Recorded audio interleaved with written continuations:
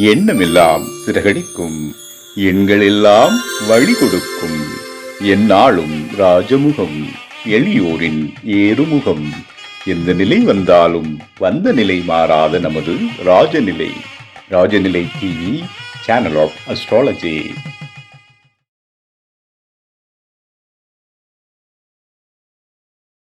வாழ்க வையகம், வாழ்க வையகம், வாழ்க வளத்துடன். அம்மா அப்பா பாதம் பணிந்து வணங்குகிறேன். ஜோதிட குருமார்களுக்கும் நவகிரகங்களுக்கும் பஞ்சபூதங்களுக்கும் பிரபஞ்சத்திற்கும் அன்பான வணக்கம். கதிரவன் மதியும் அங்காரகன் பந்தியும் கருணை உள்ள சொர்தம் குருவும் காரவன் காரியும் ராகுவும் கேதும் கருதுமிகு சுகமாக 11ஆம் இடம் வந்து உச்சநிலையான் என்று பரிவோடு மந்தால் செய்மன்றோம்.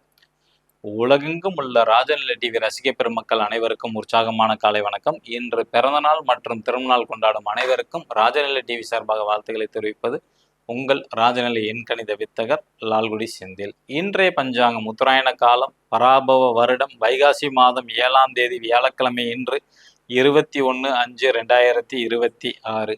நல்ல நேரம் காலை 10:30 மணி முதல் 11:30 மணி வரை, மதியம் 12:30 மணி முதல் 1:30 மணி வரை, கௌரி நல்ல நேரம் மாலை 6:30 மணி முதல் 7:30 மணி வரை, ராகு காலம் மதியம் 1:30 மணி முதல் 3 மணி வரை, குளிகை நேரம் காலை 9 மணி முதல் 10:30 மணி வரை, யமகண்டம் காலை 6 மணி முதல் 7:30 மணி வரை, சூலம் தெற்கு திசை சூலம். கொஞ்சம் தைலம் தேய்ச்சிட்டு போனால் காரிய தடை வராது. இன்றைய திதி பஞ்சமி திதி மதியம் 2:31 வரை, பின்பு சஷ்டி திதி. நட்சத்திரம் புனர்பூச நட்சத்திரம் காலை 9:50 வரை, பின்பு பூச நட்சத்திரம்.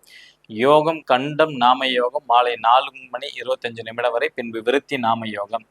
கர்ணம் பாலவ கர்ணம் மதியம் 2:31 வரை, பின்பு கவலவ கர்ணம். சந்திராஷ்டமம் கேட்டை நட்சத்திரம் காலை 9:50 வரை, பின்பு மூல நட்சத்திரம்.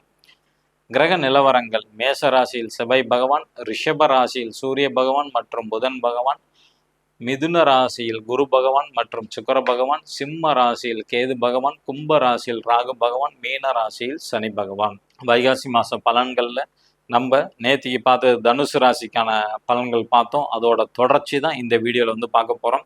இன்னைக்கு 6ஆம் இடம் வேலை வாய்ப்பு. நேற்று 5 வரைக்கும் குழந்தை பாக்கியம் அரசியல் வரைக்கும் பார்த்துட்டோம். அடுத்தது 6ங்கிறது வேலை குறிக்கக்கூடியது, நோய் கடன் எதிரியை குறிக்கக்கூடியது. தனுசு ராசிக்கு 6ஆம் அதிபதியான சுக்கிரன், 2 பேரும் பகை கிரகம் தான். அவர் 7ஆம் இடத்துல வந்து பயணம் செஞ்சுக்கிட்டு இருக்கிறாரு குருவோட சேர்ந்து. ஓகேங்களா? அப்போ இந்த 6ஆம் இடத்துல சூரியன் புதன் சேர்ந்திருக்கு. வேலையில் இவங்களுக்கு நிச்சயமாக பேர் புகழ் அந்தஸ்து எல்லாமே நிச்சயமாக இந்த மாதத்தில் வந்து கிடைச்சிரும். வேலையில் வந்து ஒரு நல்ல ஒரு வருமானம் கிடைக்கும். புதுசாக வேலைக்கு ட்ரை பண்ணிட்டு இருக்கவங்களுக்கும் நல்ல வேலை நல்ல உத்தியோகத்தோட நிச்சயமாக கிடைக்கும். ஏன்னா தனுசு ராசிக்கு 9ஆம் அதிபதியான சூரியன் 6ஆம் இடத்துல இருக்கிறனால நிச்சயமாக கிடைக்கும். அதுவும் சனி பகவானோட பார்வை வேற விழுது. நிச்சயமாக வேலை மாற்றம் உள்ளவங்களுக்கும் வேலையும் நல்ல வேலை வந்து கிடைச்சிரும். அடுத்தது வந்து 7ஆம் இடத்தை வந்து குறிக்கக்கூடியது. 7ஆம் இடம்ங்கிறது கணவன் மனைவி ஒற்றுமையை ஃபர்ஸ்ட் பார்க்க போகிறோம்.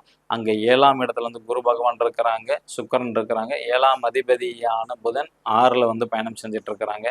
நிச்சயமாக ஒரு 27 நாட்கள் ஓகேங்களா கருத்து வேறுபாடு அதாவது வந்து பார்த்துக்கிட்டிங்கன்னா கணவன் மனைவிக்குள்ளார வைகாசி மாதம் 27ஆம் தேதி வரைக்கும், ஆங்கில தேதின்னு எடுத்துக்கிட்டிங்கன்னா 10/6 வரைக்கும் வந்து பார்த்துக்கிட்டிங்கன்னா கணவன் மனைவிக்குள்ளார அந்நுனியங்கிறது கொஞ்சம் கம்மியாகும். கருத்து வேறுபாடு சண்டைகள் ஏற்படும். அதுக்கப்புறம் வந்து பார்த்திங்கன்னா புதன் அங்கே வந்துடுவாங்க, பயப்பட வேண்டியது இல்லை. ஸோ இந்த வைகாசி மாதத்தில் முதல் ஒரு 27 நாள் வந்து கொஞ்சம் கவனமாக இருக்க வேண்டும். ஓகேங்களா? அதுக்கப்புறத்தில் வந்து பார்த்திங்கன்னா ஆரோக்கியத்திலும் ரொம்ப கவனமாக இருக்கணும். ஏன்னா 7ஆம் அதிபதி 6ல் மறைஞ்சிருக்கிறாங்க. தூக்கம் சம்மந்தப்பட்ட பிரச்சனை, ஒரு சில பேருக்கு கனவுகள் அதிகமாக வரும், ஒரு சில பேருக்கு மருத்துவமனை செலவுகள் அதிகமாக வரும். அதாவது கணவன் மனைனா தனுசு ராசியில் பையன் பிறந்தால் மனைவிக்கு இதெல்லாம் நடக்கும், பெண் பிறந்தால் கணவர்களுக்கு இந்த நிகழ்வு எல்லாமே நடக்கும். கொஞ்சம் கவனம் வேண்டும். திருமணம் உண்டா அப்படின்னு கேட்டிங்கன்னா தடை தாமதம் தான் ஏற்படும். ஸோ இந்த வைகாசி மாதம் முடிஞ்ச பிறகு நீங்கள் வந்து பார்க்கலாம். ஓகேங்களா? அடுத்தது வந்து தந்தைக்கு எப்படி இருக்கும்? 9ஆம் இடத்துல கேது 1.25 வருஷமாக பயணம் செஞ்சுட்டு இருக்கிறாங்க. இந்த 9ஆம் அதிபதியானவர் சூரியன் 6ல் வந்து பயணம் செஞ்சுட்டு இருக்கிறாங்க. நிச்சயமாக தனுசு ராசியில் பிறந்தவங்களோட தந்தைக்கு வந்து நீண்ட தூர பயணம், ஆன்மீக சம்பந்தப்பட்ட பயணங்கள் அல்லது அரசியல் சம்பந்தப்பட்ட பயணங்கள் வந்து நிச்சயமாக உண்டு. நல்ல அமைப்பு தான் வந்து உண்டு. ஆனால் தந்தைக்கும் உங்களுக்கு கருத்து வேறுபாடு வரும். ஏன்னா 6ஆம் இடத்துல போய் மறைஞ்சிட்டாங்கல்ல, அதனால உங்களுக்கு கருத்து வேறுபாடு வர்றதுக்கான அமைப்புகள் வந்து அதிகம் உண்டு. தந்தைக்கும் சின்ன சின்ன விரக்தி மனப்பான்மை வந்து உண்டு. தொழில் செய்யலாங்கிற எண்ணங்கள் வரும். அல்லது அது விஷயமாக இந்த MLM ஷேர் மார்க்கெட் இது சம்மந்தப்பட்ட விஷயங்கள் வந்து அதிகமான நாட்டம் செய்வாங்க. அதனால நீங்க வேண்டான்பீங்க. அதனால தான் கருத்து வேறுபாடு வரப்போகுது. கவனம், கவனம். ஓகேங்களா? அடுத்தது வந்து 10ஆம் இடம் தொழில் மற்றும் மாமியாரை குறிக்கக்கூடியது. தனுசு ராசிக்கு 10ஆம் அதிபதி புதன் பகவான். அவர் 6ல வந்து பயணம் செஞ்சுகிட்டு இருக்கிறாங்க. சந்திரனோட சாரத்துல. அப்ப தொழில் செய்றவங்க வந்து ரொம்ப கவனமாக இருக்க வேண்டும். தொழில்ல வந்து இடமாற்றம் பண்ணலாம். அல்லது ஒரு சில பேர் வந்து பிரான்சைஸ் கொடுக்கறதுக்கான வாய்ப்புகள் வந்து உண்டு. தொழில்ல வந்து வளர்ச்சி, பாக்கியம் எல்லாமே கிடைக்கும். ஆனா மாற்றத்தோட கிடைக்கிறதுக்கான வாய்ப்புகள் வரும். அல்லது தொழில்ல வந்து நேர்மை இல்லாதவங்களுக்கு இந்த காலம் சிறப்பாக இருக்காது. ஏன்னா, உங்களோட 10ஆம் இடத்த சனி பகவான் பார்க்குறாங்க. 10ஆம் அதிபதி நின்ற இடத்தையும் சனி பகவான் பார்க்குறனால, வைகாசி மாசம் மட்டும் இல்ல, கடந்த அடுத்த 2.25 ஆண்டுகள் வரைக்கும் தனுசு ராசியில பிறந்தவங்க தொழில்ல வந்து நேர்மை, நாணயம், உண்மையோட இருந்தா மட்டும் தான் ஜெயிக்க முடியும். அல்லது இழுத்து மூடுறதுக்கான வாய்ப்புகள் அதிகம் உண்டு. கவனமாக இருக்க வேண்டும். மாமியார் அப்படின்னு எடுத்துக்கிட்டிங்கன்னா, அவங்களோட உடல் ஆரோக்கியத்துல வந்து கொஞ்சம் கவனமாக இருக்க வேண்டும். நீண்ட தூரம் பயணங்கள் மேற்கொள்வாங்க. அல்லது சாலையில இருக்கக்கூடிய மாடுகளுக்கு, பசுமாடுகளுக்கு அவங்களால முடிஞ்ச ஒரு வாழைப்பழம் வாங்கி கொடுக்கறது, அகத்திக்கீரை வாங்கி கொடுக்கறது, இந்த மாதிரி செஞ்சாங்கன்னா அவங்களோட தீமைகள் வந்து கொஞ்சம் கம்மியாகும். அதாவது வந்து ஆரோக்கியத்துல கொஞ்சம் கஷ்டமான சூழ்நிலை வரப்போகுது. அதுலேருந்து கொஞ்சம் விலகிறதுக்கான பரிகாரம் தான் இந்த கோசாலையில் உள்ள மாடுகளுக்கு வந்து தீவனம் தருவது. ஓகேங்களா? அதே மாதிரி ஆன்மீக பயணம் அல்லது திருநள்ளார் செல்லக்கூடிய அமைப்பும் வந்து கண்டிப்பாக வரும். மாமியாருக்கு இடமாற்றம் உண்டு. அடுத்தது வந்து 11ஆம் இடம் மூத்த சகோதரன், சகோதரி அல்லது மருமகன், மருமகளை குறிக்கக்கூடிய அமைப்பு. ஓகேங்களா? ஸோ இவங்களை பொறுத்த வரைக்கும் பேச்சில் வந்து ரொம்ப ரொம்ப கவனமாக இருக்க வேண்டும். பேச்சில் தான் வந்து இவங்களுக்கு வந்து பிரச்சனைங்கிறது வரப்போகுது. அதில் எச்சரிக்கையாக இருக்க வேண்டும். பொறுப்புகள் அதிகமாக வரதுக்கான அமைப்புகள் அதிகம் உண்டு. அந்த பொறுப்புகளை வந்து பொறுமையோட கையாண்டானா தான் ஜெயிக்கிறதுக்கு வாய்ப்புகள் உண்டு. எல்லா விஷயங்களிலும் ஒரு தடவைக்கு 2 முறை நண்பர்கள், உறவினர்கள் வந்து கலந்து பேசி செஞ்சாதான் இவங்களுக்கு வந்து லைஃப்ல வந்து வெற்றி, பேர் புகழ் எல்லாம் கிடைக்கும். நல்லவர்களோட தொடர்பு எல்லாம் கிடைக்கும். இருந்தாலும் கவனமாக இருப்பது ரொம்ப நல்லது. பதவி உயர்வு உண்டா? தனுசு ராசியில் பிறந்தவங்களுக்கு நிச்சயமாக கிடைக்கும். வெளிநாட்டு யோகம் எப்படி இருக்கு அப்படின்னு கேட்டுக்கிட்டீங்கன்னா, வெளிநாட்டு அமைப்பு கிடைக்கும், போகலாம். எதிர்பார்த்த மாற்றங்கள் நிச்சயமாக தனுசு ராசியில பிறந்தவங்களுக்கு உண்டு. வெளிநாட்டுக்கு போகலாம். புதுசா பார்க்கக்கூடிய நண்பர்கள் இந்த மாதிரி ஒரு பர்மனன்ட் மார்க்கர் வாங்கிக்கிங்க. நம்ம ராஜநிலையோட அதிர்ஷ்டமான எண்ணை வந்து மணிக்கட்டில் வந்து எழுதுங்க. எழுதும்போது உங்களோட கோரிக்கையை நினச்சிக்கிட்டு எழுதிங்கன்னா 100 நாளில் நிச்சயமாக நடக்கும். கோரிக்கை முடிகிற வரைக்கும், அந்த கோரிக்கை சக்ஸஸ் ஆகிற வரைக்கும் அந்த கோரிக்கையை தான் நினச்சிக்கணும்.